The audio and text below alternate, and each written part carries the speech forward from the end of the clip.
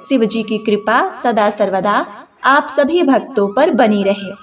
फाल्गुन मास Hindu calendar का 12वां महीना यानी कि अंतिम महीना होता है और इस महीने में भगवान श्री कृष्ण और देवों के देव महादेव के साथ चंद्रदेव की पूजा करनी चाहिए, क्योंकि चंद्रमा का जन्म फाल्गुन मास में ही हुआ था। फाल्गुन मास को आनंद और उल्लास का महीना भी कहा जाता है। इस मास में संतान पाने की चाह रखने वाले भक्तों को बाल कृष्ण की पूजा करनी चाहिए। इसमें 3 स्वरूपों की पूजा की जाती है: बाल कृष्ण स्वरूप, युवा कृष्ण स्वरूप और गुरु कृष्ण स्वरूप। इससे संतान सुख मिलता है और वैवाहिक जीवन में खुशहाली और फिर अंत में मोक्ष प्राप्त होता है। साथ ही इस महीने में पड़ने वाली महाशिवरात्रि के दिन व्रत रख कर भोलेनाथ की पूजा करने से चंद्र दोष दूर होता है और जीवन के सभी कष्टों से भी मुक्ति मिल जाती है। और इसी फाल्गुन माह में भगवान शिव ने कामदेव को भस्म किया था और बाद में देवी रति को कामदेव से मिलने का वरदान दिया था।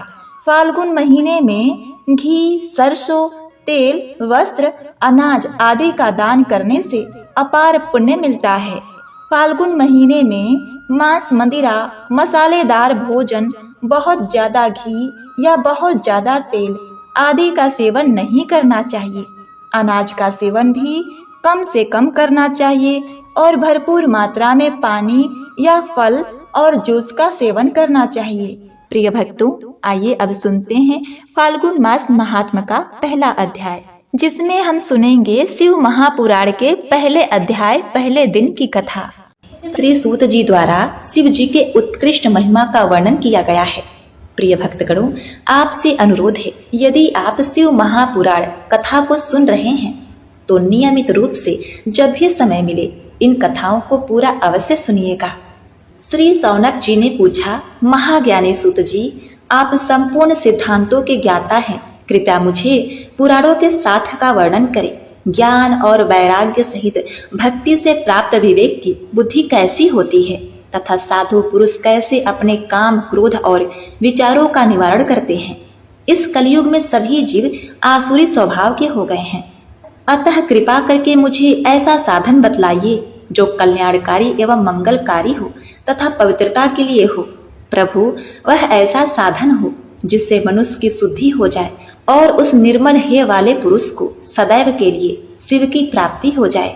श्री सूत जी ने उत्तर दिया, सौनक जी, आप धन्य हैं, क्योंकि आपके मन में पुराण कथा को सुनने के लिए अपार प्रेम लालसा है, इसलिए मैं तुम्हें परम उत्तम शास्त्र की कथा सुनाता हूँ। संपूर्ण सिद्धांत से संपन्न, भक्ति को बढ़ाने वाला तथा शिव जी को संतुष्ट करने वाला अमृत के समान दिव्य शास्त्र है शिव पुराण। इसका पूर्व काल में शिव जी ने ही प्रवचन किया था। गुरुदेव व्यास ने सनत कुमार मुनि का उपदेश पाकर आदर पूर्वक इस पुराण की रचना की। यह पुराण कलयुग में मनुष्य के हित का परम साधन है। शिव महापुराण परम उत्तम शास्त्र है। यह पृथ्वी लोक में सभी मनुष्यों को भगवान शिव के विशाल स्वरूप को समझाना चाहिए। यह मनोवांछित फलों को देने वाला है। इससे मनुष्य निष्पाप हो जाता है तथा इस लोक में सभी सुखों का भोग करके अंत में शिव लोक को प्राप्त करता है। शिव महापुराण में 24,000 श्लोक है, जिसमें 7 संहिताएं हैं। शिव महापुराण परम ब्रह्म परमात्मा के समान गति प्रदान करने वाला है। मनुष्य को पूरी भक्ति एवं संयम पूर्वक इसे सुनना चाहिए। जब मनुष्य प्रेम पूर्वक इसका पठन करता है, वह निसंदेह पुण्य आत्मा है। भगवान शिव उस विद्वान पुरुष पर प्रसन्न होकर उसे अपना धाम प्रदान करते हैं। प्रतिदिन आदर पूर्वक शिव महापुराण का पूजन करने वाले मनुष्य संसार में संपूर्ण सुखों को भोग कर भगवान शिव के पद को प्राप्त करते हैं। वे सदा सुखी रहते हैं। शिव पुराण में भगवान जी का सर्वस्व है। इस लोगों को परलोक में सुख की प्राप्ति के लिए आदर पूर्वक इसका सेवन करना चाहिए। यहाँ निर्मल शिव पुराण धर्म, अर्थ, काम और मोक्ष रूप चारों पुरुषों को देने वाला है, अतः सदा प्रेम पूर्वक इसे सुनना एवं पढ़ना चाहिए। सौनक जी ने कहा, हे सूत जी, आपको परमार्थ तत्व का संपूर्ण ज्ञान है। आपकी कृपा से, आपकी बताई हुई दिव्य कथा से आज हमने यह जान लिया कि इस भूतल पर कल्याण के लिए इस कथा से उत्तम दूसरा कोई साधन नहीं है। अब आप हमें कृपा करके यह बतलाइए कि इस पृथ्वी पर इस कथा को सुनकर किस प्रकार के पापी शुद्ध हो जाते हैं। सूत जी बोले, हे मुनि, इस पुराण के पठन अथवा ज्ञान से अवश्य ही पापी, दुराचारी और काम क्रोध में डूबे रहने वाले लोग शुद्ध हो सकते हैं। कुछ प्राचीन इतिहास का वर्णन ऋषियों ने इस प्रकार से किया है। इसके श्रवण या पठन से पापों का संपूर्ण नाश हो जाता है। प्राचीन काल की बात है। एक नगर में एक ब्राह्मण रहता था जिसका नाम देवराज था। वह ज्ञान के विषय में बहुत ही दुर्लभ, दरिद्र और वैदिक धर्म से विमुख था। वह अपनी दिशा से भ्रमित हो गया था और वैश्यवृत्ति के कार्यों में लगा रहता था। उसे स्नान, संध्या आदि कर्मों का ज्ञान नहीं था। वे हमेशा उस पे भरोसा करने वाले लोगों को ठगता था। उसने सभी लोगों के धन को हड़प लिया था। एक भी धन धर्म के काम में नहीं लगाता था। एक समय वह घूमता हुआ प्रतिष्ठान पर पहुंच गया। वहां बहुत सारे साधु महात्मा इकट्ठे हुए थे। वहां पर एक शिवालय था। उसकी नजर उस शिवालय पर पड़ी। उसको यह देखकर ज्वर आ गया, जिससे उसे पीड़ा होने लगी। इस शिवालय पर एक ब्राह्मण शिव पुराण कथा कह रहे थे। इस शिवालय पर एक ब्राह्मण शिव पुराण कथा कह रहा था। तब वो ज्वर में पड़ा हुआ ब्राह्मण भी उसे निरंतर सुन रहा था। एक महीने के बाद वह ज्वर से अत्यंत पीड़ित होने लगा और फिर चल बसा। यमराज के दूत आकर उसे बलपूर्वक पासों में बांधकर ले गए। तभी वहां पर भगवान शिव के पार्षदगण शिवलोक में आ पहुंचे। उसके स्वरूप का वर्णन इस प्रकार है। वह उज्जवल दिख रहे थे। उनके हाथों में त्रिशूल थे। उनके अंग भस्म से उद्रशीन थे। उनके गले में रुद्राक्ष की मालाएं थी। वो लोग अत्यंत क्रोध के साथ यमपुरी में गए और यमराज के दूतों को खूब मारा और धमकाया और उस देवराज को उसके चंगुल से छुड़वाकर अपने अद्भुत विमान में बैठाकर कैलाश पर जाने लगे। यमपुरी में तब बहुत ही कोलाहल मच गया था, जिसे सुनकर धर्मराज अपने भवन से बाहर निकले। तब भगवान शिव के उन दूतों को देखकर धर्मराज ने अपने ज्ञान दृष्टि से सब कुछ जान लिया और उसकी पूजा की। उन्होंने भय के कारण उन दूत को कोई भी प्रश्न नहीं किया और फिर वह दूत कैलाश को निकल गए और वहां पहुंचकर उन्होंने देवराज को भगवान शिव के हाथों में सौंप दिया। इस प्रकार शिव पुराण केवल श्रवण मात्र से देवराज को शिवलोक प्राप्त हुआ। आगे सौनक जी ने कहा, हे सूत जी, आप महाज्ञानी हैं। आपकी बताई हुई इस कथा को सुनकर मैं अत्यंत आनंदित हो गया। कृपा करके आप हमें ऐसी अन्य कथाएं भी सुनाइए। सूत जी ने कहा, हे सौनक, तुम शिव भक्तों में अत्यंत श्रेष्ठ हो, अतः मैं तुम्हें गोपनीय कथा वस्तु का ज्ञान देता हूँ। एक समय समुद्र के निकट के प्रदेश में एक वाशकल नाम का ग्राम था। वहां पर महापापी द्विज रहते थे, जिनको वैदिक धर्म का ज्ञान नहीं था। वहां पर रहने वाले सारे लोग अत्यंत दुष्ट थे। उनको कोई भी धर्म की वस्तुओं पर विश्वास नहीं था। वो लोग न तो देवताओं पर भरोसा करते थे, न तो भाग्य पर। ऐसी कुटिल प्रवृत्ति वाले लोगों का मन हमेशा दूषित विषयों में लगा रहता था। वे लोग अपने पास अत्यंत भयानक अस्त्र शस्त्र रखते थे। इन लोगों को ज्ञान, वैराग्य और सधर्म का कोई भी ज्ञान नहीं था। वहां पर द्विज के साथ अन्य जाति के लोग भी उसकी तरह ही रहते थे। इस प्रदेश की स्त्रियों का भी अत्यंत कुटिल स्वभाव था। वे लोग स्वेच्छाचारिणी, पापी, कुसंगित विचारों वाली और व्यभिचारिणी थी। उनको सद्व्यवहार एवं सदाचार के विषय में कोई भी ज्ञान नहीं था। पूरा ग्राम दुष्टों से ही भरा था। एक समय इस वाशकल नाम के गांव में बिंदुक नाम का ब्राह्मण निवास करता था। वह अधर्मी, दुरात्मा, महापापी था। उसकी पत्नी का नाम चंचुला था। वह अत्यंत सुंदर थी। वह हमेशा उत्तम धर्म का पालन करती थी। फिर भी उसकी पत्नी को छोड़कर वह ब्राह्मण वैश्यगामी हो गया था। ऐसे ही अनेक बहुत वर्ष निकल गए। उसकी स्त्री चंचुला काम से पीड़ित थी, किंतु उसने अपना धर्म कभी नहीं छोड़ा। वह दीर्घकालीन समय तक धर्म का पालन करती रही। परंतु अंत में ऐसे दुष्ट पति के साथ रहकर वह भी उसके प्रभाव से दुष्ट बन गई। ऐसे ही उन दोनों पति पत्नी का अधिकतर समय दुराचार में ही निकल गया। इसके बाद एक दिन वह दूषित बुद्धि वाले ब्राह्मण की मृत्यु हुई और वह नरक में जा पहुंचा। उसने बहुत समय तक नरक में दुख भोगे।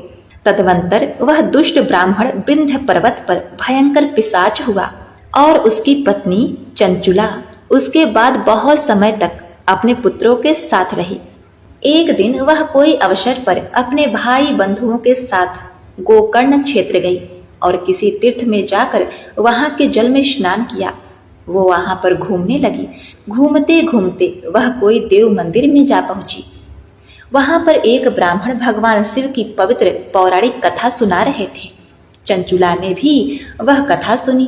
ब्राह्मण कथा सुनाते समय कह रहे थे कि जो स्त्रियां पर पुरुषों के साथ व्यभिचार करती हैं, वह जब मृत्यु को प्राप्त होती हैं तो यमलोक में दूत उनकी योनि में जले हुए लोहे का परिख डालते हैं। ऐसा सुनकर चंचुला भयभीत हो गई और कांपने लगी। कथा समाप्त होने के बाद सब लोग वहां से चले गए। तब चंचुला ने उस कथा सुनाने वाले ब्राह्मण से पूछा, हे ब्राह्मण, मुझे धर्म का ज्ञान नहीं है, अतः मेरे से दुराचार हो गया। आज इस कथा को सुनने के बाद मुझे बहुत डर लग रहा है। मैं यह सुनकर भय से कांप रही हूँ। इस संसार से मुझे वैराग्य हो गया है। मेरे जैसी पापी को धिक्कार है। मैं कुसंगी विषयों में फंसकर अपने धर्म से भ्रष्ट हो चुकी हूँ। मैं निंदनीय हो चुकी हूँ। मुझे किस प्रकार घोर यातनाएं सहनी पड़ेगी और कैसी दुर्गति मिलेगी। मेरे जैसे पापी की सहायता कौन करेगा। मनुष्य के बाद वह भयंकर यमदूत जो मुझे गले में फंदे डाल कर ले जाएंगे, उसका सामना मैं किस प्रकार करूंगी। नरक में मुझ जैसी पापनी के टुकड़े किए जाएंगे तो वह मैं कैसे सहन कर पाऊंगी। मैं अत्यंत पापी हूँ और हर तरह से पाप में डूब चुकी हूँ। मैं नष्ट हो गई हूँ। हे ब्राह्मण, मेरे माता पिता और गुरु आप ही हैं। मैं आपकी शरण में आई हूँ। मुझ अबला का उद्धार कीजिए। सूत जी ने कहा, चंचुला इस प्रकार से खेद और वैराग्य युक्त ब्राह्मण देवता के चरणों में गिर पड़ी। तब उस बुद्धिमान ज्ञानी ब्राह्मण ने उसे उठाया और कहा, बड़ी भाग्यशाली हो कि शिव पुराण के वैराग्य प्रदान करने वाली कथा को सुनकर तुम्हें समय पर भान हो गया। हे नारी, तुम चिंता मत करो, भगवान शिव की शरण में आओ। भगवान शिव तुम्हारे समस्त पाप तुरंत समाप्त कर देंगे। यह कहकर ब्राह्मण चंचुला को समक्ष पापों को हरने वाली तथा सुख एवं सद्गति देने वाली शिव पुराण कथा की महिमा का वर्णन करते हैं। शिव पुराण की इस वैराग्य युक्त कथा को सुनकर तुम्हें समय पर चेत हो गया है। ब्राह्मण पत्नी, तुम डरो मत, भगवान शिव की शरण में जाओ। शिव की कृपा से सारा पाप तत्काल नष्ट हो जाता है। मैं तुमसे भगवान शिव की कीर्ति गाथा से युक्त उस परम वस्तु का वर्णन करूंगा जिससे तुम्हें सदा सुख देने वाली उत्तम गति प्राप्त होगी। शिव की उत्तम कथा सुनने से ही तुम्हारी बुद्धि पश्चाताप से युक्त एवं शुद्ध हो गई है। साथ ही तुम्हारे मन में विषयों के प्रति वैराग्य हो गया है। पश्चाताप ही पाप करने वाले पापियों के लिए सबसे बड़ा प्रायश्चित है। सत्पुरुषों ने सबके लिए पश्चाताप को ही सब पापों का रोधक बताया है। पश्चाताप से ही सब पापों की शुद्धि होती है। जो पश्चाताप करता है वही वास्तव में पापों का प्रायश्चित करता है, क्योंकि सत्य पुरुषों ने समस्त पापों की शुद्धि के लिए प्रायश्चित करने का उपदेश दिया है। यह सब पश्चाताप से संपन्न हो जाता है। जो पुरुष विधि पूर्वक प्रायश्चित करके निर्भय हो जाता है, वह अपने कुकर्म के लिए पश्चाताप नहीं करता। उसे प्रायः उत्तम गति प्राप्त नहीं होती, किंतु जिसे अपने कुकृत्य पर हार्दिक पश्चाताप होता है, वह अवश्य उत्तम गति का भागी होता है। उसमें संशय नहीं है। इस शिव महापुराण की कथा सुनने से जैसे चित्त की शुद्धि होती है, वैसे दूसरे उपायों से नहीं होती। जैसे दर्पण साफ करने पर निर्मल हो जाता है, उसी प्रकार इस शिव पुराण की कथा से चित्त अत्यंत शुद्ध हो जाता है। इसमें संशय नहीं है। मनुष्य के शुद्ध चित्त में जगदम्बा पार्वती सहित भगवान शिव जी विराजमान रहते हैं। इससे वह विशुद्ध आत्मा पुरुष श्री सांब सदाशिव के पद को प्राप्त होता है। इस उत्तम कथा का श्रवण समस्त मनुष्यों के लिए कल्याण का बीज है। अतः यथोचित मार्ग से इसकी आराधना तथा सेवा करनी चाहिए। यह भव बंधन रूपी रोग का नाश करने वाली है। भगवान शिव जी की कथा को सुनकर भी अपने हृदय में उसका मनन एवं अध्ययन करना चाहिए। इससे पूर्णतः चित्त शुद्ध हो जाता है। चित्त शुद्धि होने से महेश्वर की भक्ति अपने दोनों पुत्रों ज्ञान और वैराग्य के साथ निश्चित ही प्रकट होती है। तत्पश्चात महेश्वर के अनुग्रह से दिव्य मुक्ति प्राप्त होती है। इसमें संशय नहीं है। जो मुक्ति से वंचित है उसे पशु समझना चाहिए, क्योंकि उसका चित्त माया के बंधन में आसक्त है। वह निश्चित ही संसार बंधन से मुक्त नहीं हो पाता। ब्राह्मण पत्नी, इसीलिए तुम विषयों से मन को हटा लो और भक्ति भाव से इस भगवान शंकर की पावन कथा को सुनो। परम ब्रह्मा शंकर की इस कथा को सुनने से तुम्हारे चित्त की शुद्धि होगी और इससे तुम्हें मोक्ष की प्राप्ति होगी। जो निर्मल चित्त से भगवान शिव के चरणा बिंदु का चिंतन करता है, उनकी एक ही जन्म में मुक्ति हो जाती है।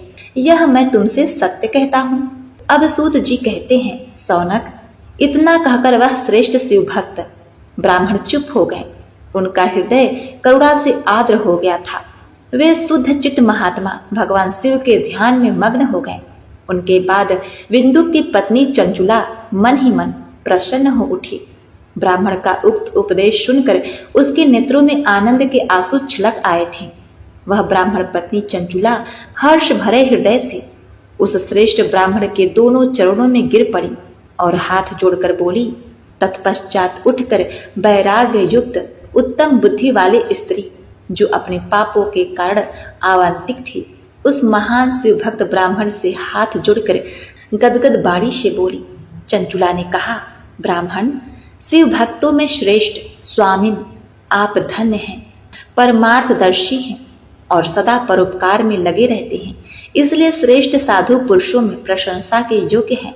साधो, मैं नरक के समुद्र में गिर रही हूँ, आप मेरा उद्धार कीजिए, उद्धार कीजिए। पौराणिक अर्थ तत्व से संपन्न जिस सुंदर शिव पुराण की कथा को सुनकर मेरे मन में संपूर्ण विश्व से वैराग्य उत्पन्न हो गया, उसी इस शिव पुराण को सुनने के लिए मेरे मन में बड़ी श्रद्धा हो रही है। सूत जी कहते हैं कि ऐसा कहकर हाथ जोड़कर उनका अनुग्रह पाकर चंचुला उस शिव पुराण की कथा को सुनने की इच्छा मन में लिए उस ब्राह्मण देवता की सेवा में तत्पर होकर वहां रहने लगी। तदवंतर शिव भक्तों में श्रेष्ठ और शुद्ध बुद्धि वाले ब्राह्मण देवता ने उसी स्थान पर उस स्त्री को शिव पुराण की उत्तम कथा सुनाई। इस प्रकार उस गोकर्ण नामक महाक्षेत्र में उन्हें श्रेष्ठ ब्राह्मण से अनेक शिव महापुराण की परम उत्तम कथा सुनी, जो भक्ति, ज्ञान और वैराग्य को बढ़ाने वाली तथा मुक्ति प्रदान करने वाली है। उस परम उत्तम कथा को सुनकर ब्राह्मण पत्नी अत्यंत कृतज्ञ हो गई।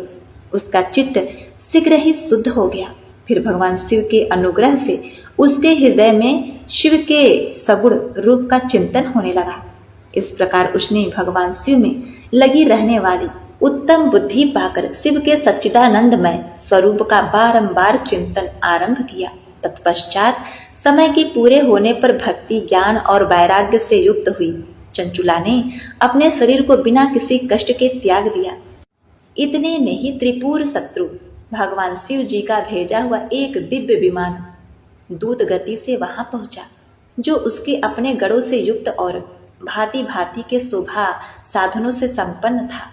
चंचुला उस विमान पर आरूढ़ हो गई और भगवान शिव के श्रेष्ठ पार्षदों ने उसे तत्काल शिवपुरी में पहुंचा दिया। उसके सारे मल धुल गए। वह दिव्य रूप धारणी दिव्यांगना हो गई थी। उसके दिव्य अवयव उसकी शोभा बढ़ा रहे थे। मस्तक पर अर्ध चंद्राकार का मुकुट धारण किए वहां गौरी देवी शोभा वाली दिव्य आभूषणों से विभूषित थीं। शिवपुरी में पहुंचकर उसने सनातन देवता त्रिनेत्रधारी महादेव जी को देखा। सभी मुख्य मुख्य देवता उनकी सेवा में खड़े थे। गणेश, भृंगी, नंदीश्वर तथा वीरभद्रेश्वर आदि उनकी सेवा में उत्तम भक्ति भाव से उपस्थित थे। उनकी अंग कांति करोड़ों सूर्यों की भांति प्रकाशमान हो रही थी। कंठ में नील चिन्ह शोभा पा रहा था। 5 मुख और प्रत्येक मुख में 3-3 नेत्र थे। मस्तक पर अर्धचंद्रकार मुकुट शोभा देता था। उन्होंने अपने वामांग भाग में गौरी देवी को बिठा रखा था, जो विद्युत कुंज के समान प्रकाशित थी। महागौरी महादेवी की कांति कपूर के समान गौण थी। उनका सारा शरीर श्वेत भस्म से भस्मित था और शरीर पर श्वेत वस्त्र शोभा पा रहे थे। इस प्रकार परम उज्ज्वल भगवान शंकर का दर्शन करके वह ब्राह्मण पत्नी चंचुला बहुत प्रसन्न हुई। अत्यंत प्रीति युक्त होकर उसने बड़ी उतावली के साथ भगवान शिव जी को बारंबार प्रणाम किया। फिर हाथ जोड़कर बड़े प्रेम आनंद और संतोष से युक्त हो विनीत भाव से खड़ी हो गई। उसके नेत्रों से आनंद अश्रुओं की अविरल धारा बहने लगी तथा संपूर्ण शरीर में रोमांच हो गया। उस समय भगवती पार्वती और भगवान शंकर ने उसे बड़ी करुणा के साथ अपने पास बुलाया और सौम्य दृष्टि से उसकी ओर देखने लगे। पार्वती जी ने तो दिव्य रूप धारणी बिंदुक प्रिया चंचुला को प्रेम पूर्वक अपनी सखी बना लिया। वह उस परमानंद घन ज्योति स्वरूप सनातन धाम में अविचल निवास पाकर दिव्य शौम से संपन्न हो अक्षय सुख का अनुभव करने लगी। श्री सूत जी बोले, सौनक, एक दिन परमानंद में मग्न हुई चंचुला ने उमा देवी के पास जाकर प्रणाम किया और दोनों हाथ जोड़कर वह उनकी स्तुति करने लगी।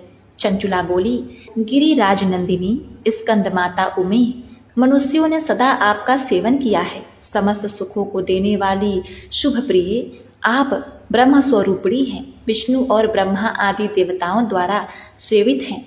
आप ही सगुणा और निर्गुणा हैं तथा आप ही सूक्ष्मा और सच्चिदानंद स्वरूपिणी आघा प्रकृति हैं। आप ही संसार के सृष्टि पालन और संहार करने वाली है। तीनों गुणों का आश्रय भी आप ही हैं। ब्रह्मा विष्णु और महेश इन तीनों देवताओं का निवास स्थान तथा उनकी उत्तम प्रतिष्ठा करने वाली पराशक्ति आप ही हैं। श्री सूत जी कहते हैं, सौनक, जिसे सद्गति प्राप्त हो चुकी थी वह चंचुला इस प्रकार महेश्वर पत्नी उमा की स्तुति करके सिर झुकाए चुप हो गई। उसके नेत्रों में प्रेम के आंसू उमड़ आए थे। तब करुणा से भरी शंकर प्रिया भक्त वत्सला पार्वती जी ने चंचुला को संबोधित करके इस प्रकार कहा। पार्वती जी बोली, सखी चंचुले सुंदरी, मैं तुम्हारी की हुई इस स्तुति से बहुत प्रसन्न हूँ। बोलो, क्या वर मांगती हो? तुम्हारे लिए मुझे कुछ भी न देने योग्य नहीं है। चंचुला बोली, निष्पाप गिरिराज कुमारी, मेरे पति बिंदुक इस समय कहाँ हैं? उनकी कैसी गति हुई यह मैं नहीं जानती। कल्याणमयी दिव्य वत्सले, मैं अपने उन पति देव से जिस प्रकार संयुक्त हो सकूं वैसा ही उपाय कीजिए। महेश्वरी महादेवी, मेरे पति एक शूद्र जाति वेश्या के प्रति आसक्त थे और पाप में ही डूबे रहते थे। उनकी मौत मुझसे पहले ही हो गई थी। न जाने वे किस गति को प्राप्त हुए। गिरिराज बोली, बेटी, तुम्हारा विंदुक नामक पति बड़ा पापी था। उसका अंतकरण बहुत ही दूषित था। वेश्या का उपभोग करने वाला वह महामूढ़ मरने के बाद नरक में पड़ा अगणित वर्षों तक नरक में नाना प्रकार के दुख भोग कर वह पापात्मा अपने शेष पाप को भोगने के लिए विंध्य पर्वत पर पिशाच बन के बैठा है। इस समय वह पिशाच अवस्था में ही है और नाना प्रकार के क्लेश उठा रहा है। वह दुष्ट वही वायु पीकर रहता और वही सदा सब प्रकार के कष्ट सहता है।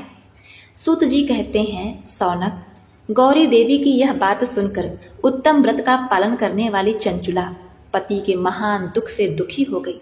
फिर मन को स्थिर करके उस ब्राह्मण पत्नी ने व्यथित हृदय से महेश्वरी को प्रणाम करके पुनः पूछा। चंचुला बोली, महेश्वरी महादेवी, मुझ पर कृपा कीजिए और दूषित कर्म करने वाले मेरे उस दुष्ट पति का अब उद्धार कर दीजिए। देवी, कुसंगति बुद्धि वाले मेरे उस पापात्मा पति को किस उपाय से उत्तम गति प्राप्त हो सके, यह शीघ्र बताइए। आपको नमस्कार है। पार्वती जी ने कहा, तुम्हारा पति अगर शिव पुराण की पुण्यमयी उत्तम कथा सुने तो सारी दुर्गति को पार करके उत्तम गति का भागी हो सकता है। अमृत के समान मधुर अक्षरों से युक्त गौरी देवी का यह वचन आदर पूर्वक सुनकर चंचुला ने हाथ जोड़कर मस्तक झुकाकर उन्हें बारंबार प्रणाम किया और अपने पति के समस्त पापों की शुद्धि तथा उत्तम गति के प्राप्ति के लिए पार्वती देवी से यह प्रार्थना की कि मेरे पति को शिव महापुराण सुनाने की व्यवस्था होनी चाहिए। उस ब्राह्मण पत्नी के बारंबार प्रार्थना करने पर शिव प्रिया गौरी देवी को बड़ी दया आ गई। उन भक्तवत्सला महेश्वरी गिरिराज कुमारी ने भगवान शिव की उत्तम कीर्ति का गान करने वाले गंधर्वराज तंबरू को बुलाकर उनसे प्रसन्नता पूर्वक इस प्रकार कहा, तंबुरो, तुम्हारी भगवान शिव में प्रीति है। तुम मेरे मन की बातों को जानकर मेरे अभीष्ट कार्य को सिद्ध करने वाले हो। इसीलिए मैं तुमसे एक बात कहती हूँ, तुम्हारा कल्याण हो। तुम मेरी इस सखी के साथ शीघ्र ही विंध्य पर्वत पर जाओ। वहाँ एक महाघनघोर और भयंकर पिशाच रहता है। उसका वृत्तांत तुम आरंभ से ही सुनो। मैं तुमसे प्रसन्नता पूर्वक सब कुछ बताती हूँ। पूर्व जन्म में वह पिशाच बिंदुक नामक ब्राह्मण था और वह मेरी इस सखी चंचुला का पति था, परंतु वह दुष्ट वैश्यागामी हो गया। स्नान ध्यान आदि नित्य कर्म छोड़कर अपवित्र रहने वाला क्रोध के कारण उसकी बुद्धि पर मूढ़ता छा गई थी। पूर्व जन्म में वह पिशाच बिंदुक नामक ब्राह्मण था, मेरी इस सखी चंचुला का पति था, परंतु वह दुष्ट वेश्यागामी हो गया। स्नान संध्या आदि नित्य कर्म छोड़कर अपवित्र रहने लगा। क्रोध के कारण उसकी बुद्धि पर मूढ़ता छा गई थी। वह कर्तव्य का विवेक नहीं कर पाता था। दूषित वस्तुओं का दान देना यही उसका स्वाभाविक कर्म बन गया था। वह अस्त्र शस्त्र लेकर हिंसा करता, बाएं हाथ से खाता, दीनों को सताता और क्रूरता पूर्वक पराये घरों में आग लगा देता था। चांडालों से प्रेम करता और प्रतिदिन वेश्या के संपर्क में रहता। बड़ा दुष्ट था। वह पापी अपने पत्नी का परित्याग करके दुष्टों के संग में ही आनंद मनाता था। वह मृत्यु पर्यंत दुराचार में ही, फिर अंतकाल आने पर उसकी मौत हो गई। वह पापियों के भोग स्थान घोर यमपुर में गया और वहां बहुत से नरों का भोग करके वह दुष्ट आत्मा जीव इस समय विंध्य पर्वत पर पिशाच बना हुआ है। वही वह दुष्ट पिशाच अपने पापों का फल भोग रहा है। तुम उसके आगे यत्न पूर्वक शिव महापुराण की उस दिव्य कथा का वाचन करो, जो परम पुण्यमयी तथा समस्त पापों का नाश करने वाली है। शिव महापुराण कथा का श्रवण सबसे उत्कृष्ट पुण्य कर्म है। उससे उसका हृदय शीघ्र ही समस्त पापों से शुद्ध हो जाएगा और वह प्रेत योनि का जीवन त्याग देगा। उस दुर्गति से मुक्त होने पर बिंदुक नामक पिशाच को मेरी आज्ञा से विमान पर बैठाकर तुम भगवान शिव के धाम ले जाओ। सूत जी कहते हैं, सौनक, महेश्वरी उमा के इस प्रकार आदेश देने पर गंधर्वराज तमरू मन ही मन बड़े प्रसन्न हुए। उन्होंने अपने भाग्य की सराहना की। तत्पश्चात उस पिशाचनी की सती साध्वी पत्नी चंचुला के साथ विमान पर बैठकर नारद जी के प्रिय मित्र तम्बरू वेग पूर्वक विंध्याचल पर्वत पर गए, जहां वह पिशाच रहता था। वहां उन्होंने उस पिशाच को देखा। उसका शरीर विशाल नहीं था। वह कभी हंसता, कभी रोता, कभी उछलता। उसकी आकृति बड़ी विकराल थी। भगवान शिव की उत्तम कृति का गान करने वाले महाबली तम्बरू ने उस भयंकर पिशाच को पास में बांध लिया। तदवंतर तम्बरू ने शिव महापुराण की कथा बाँचने का नियम करके महोत्सव युक्त स्थान और मंडप आदि की रचना की। इतने में ही संपूर्ण लोकों में बड़े वेग से यह प्रचार हो गया कि देवी पार्वती की आज्ञा से एक पिशाच का उद्धार करने के उद्देश्य से शिव पुराण की उत्तम कथा सुनाने के लिए तम्बरू विंध्य पर्वत पर गए हैं। फिर तो उस कथा को सुनने के लोभ से बहुत से देवर्षि भी शीघ्र ही वहां जा पहुंचे। तम्बरू ने उस पिशाच को पासों में बांधकर आसमान पर बिठाया और हाथ में वीणा लेकर गौरीपति की कथा का आरंभ किया। विघ्नेश्वर संहिता से लेकर 7वीं वायु संहिता तक महालय सहित शिव महापुराण की कथा का उन्होंने स्पष्ट वर्णन किया। 7 संहिताओं सहित शिव महापुराण का आदर पूर्वक श्रवण करने से सभी श्रोता पूर्ण रूप से कृतार्थ हो गए। उस परम पुण्यमय शिव महापुराण को सुनकर उस पिशाच ने अपने सारे पापों को धोकर उस पैशाचिक शरीर को त्याग दिया। फिर तो शीघ्र ही उसका रूप दिव्य हो गया। अंग कांति गौर वर्ण की हो गई। शरीर पर श्वेत वस्त्र तथा सब प्रकार से सुशोभित उसके अंगों को उद्भासित करने लगे। वह त्रिनेत्रधारी चंद्रशेखर रूप हो गया। इस प्रकार दिव्य देहधारी रूप होकर श्रीमान बिंदुक अपने प्राण बल्लभा चंचुला के साथ स्वयं भी पार्वती वल्लभ भगवान शिव का गुणगान करने लगा। उसकी स्त्री को इस प्रकार से सुशोभित देख वे सभी महर्षि बड़े ही विस्मित हुए। उसका चित्त परमानंद से परिपूर्ण हो गया। भगवान महेश्वर का यह अद्भुत चरित्र सुनकर वे सभी श्रोता परम कृतार्थ और प्रेम पूर्वक श्री शिव का यथोगान करते हुए अपने अपने धाम को चले गए। दिव्य रूपधारी श्रीमान बिंदुक भी सुंदर विमान पर अपनी प्रियतमा के साथ बैठकर सुखपूर्वक आकाश में स्थित हो बड़ी शोभा पाने लगा। तो बोलिए ओम नमः शिवाय, जय भोलेनाथ। प्रिय भक्तगणों, अब कल के शिव महापुराण कथा को सुनना अति आवश्यक है, क्योंकि इसमें शिव पुराण के श्रवण की विधि तथा श्रोताओं के पालन करने वाले योग्य नियमों का वर्णन किया गया है, जिसे सुनकर भक्तों का कल्याण होता है। आप सभी भक्तगणों पर भगवान भोलेनाथ की कृपा सदा सर्वदा बनी रहे।